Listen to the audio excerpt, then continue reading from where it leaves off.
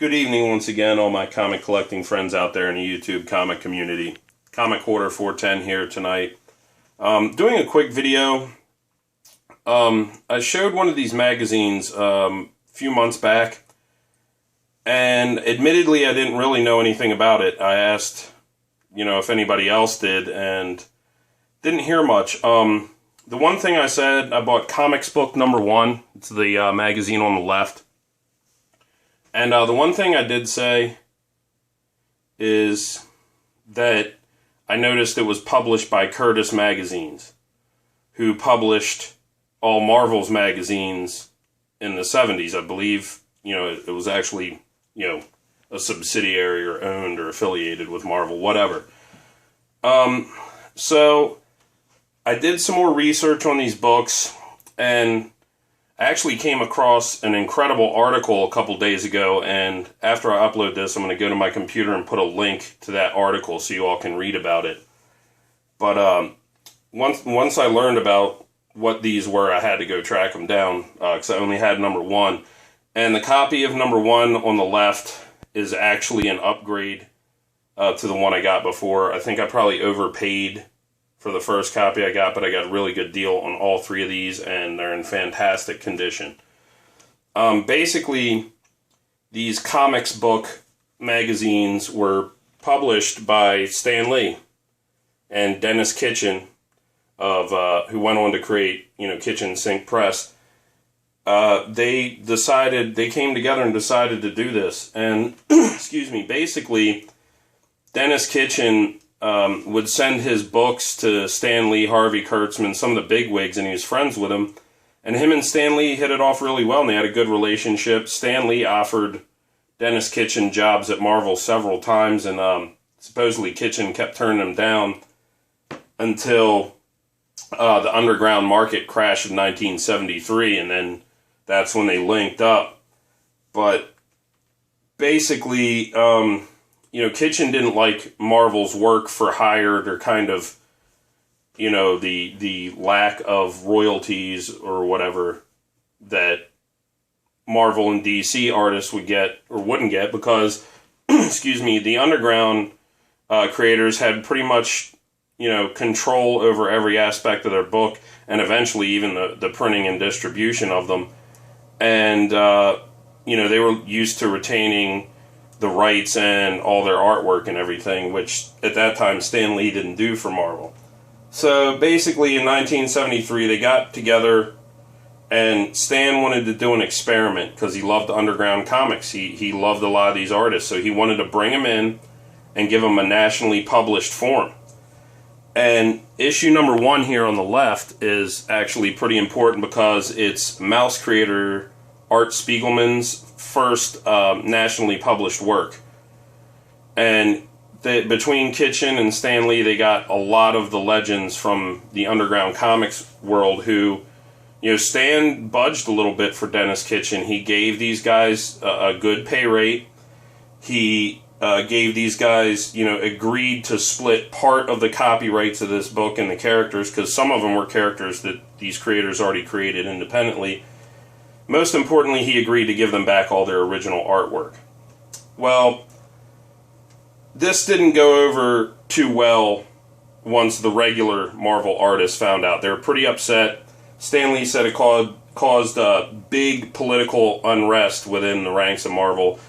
They wanted their original art returned. They wanted, can you imagine, them getting part copyright and, legal ownership and royalties of the characters they created.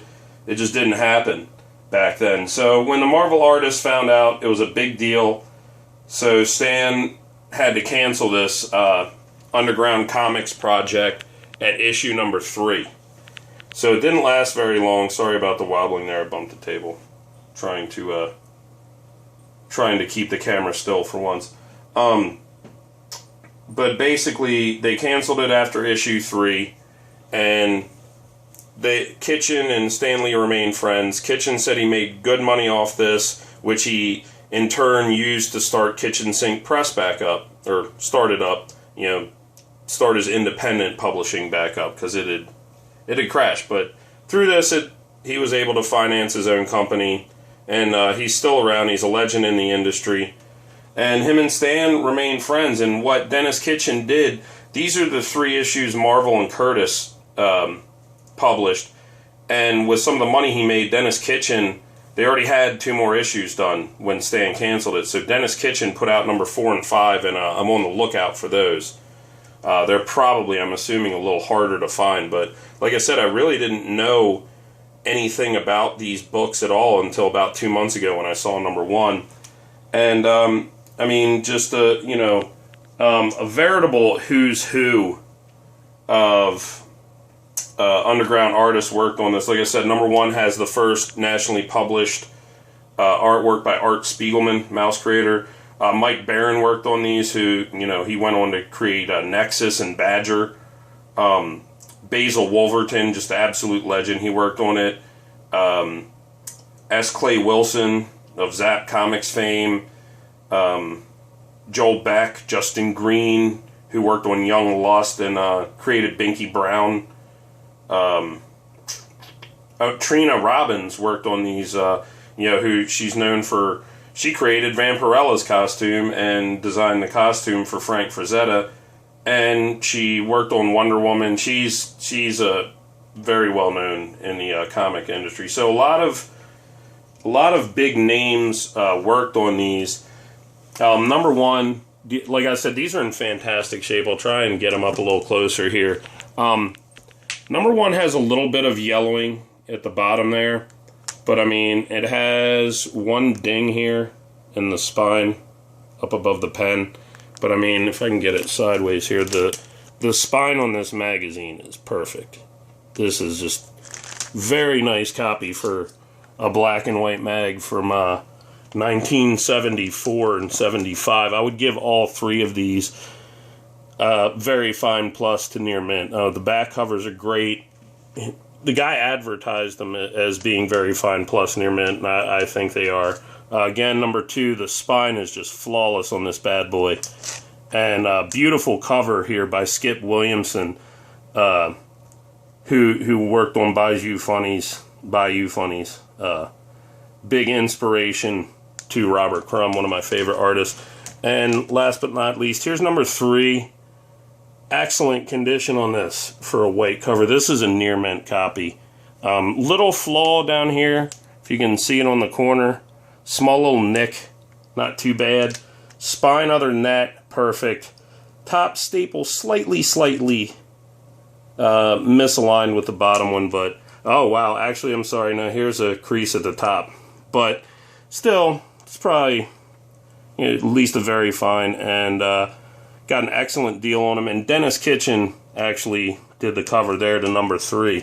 So I just wanted to share these with you guys because I'm a big fan of some of these underground comic book artists, especially like Robert Crumb and Gilbert Shelton. But these guys are great. This was very interesting, and from the article I read, which I'll put a link at the bottom, they're getting ready. I think it's Dark Horse is getting ready to reprint all 5 issues of these in a hardcover volume. So, good opportunity to read it. Thought it had an interesting history behind it. Never knew Stan Lee got involved with the underground comic book creators. And really, if you think about it, he came to the rescue of a lot of them because it crashed, and these guys, they didn't have any way to do it. They didn't have any distribution, and Stan tried to help them. So, with all the stories about Stan not giving Steve Ditko and Kirby their credit, definitely true, but unfortunately it was kind of the way things were done back then. Stan isn't an evil monster. He also did care about the industry and do things to help people. So, just found it very interesting. Please check out the article. It's from a panel discussion with Denis Kitchen that happened at Heroes Con. I know our good friend Howler Mouse went there, a few other YouTubers as well, but I don't know if Howler got to sit in on that. I would have loved to hear that, but I'll put the link to the article down below. Might have to hit Howler up to see if he knows anything about that panel or heard it. And yeah, thank you all for stopping by. As always appreciate your time. Take care of yourselves, take care of each other, and enjoy your comic book reading.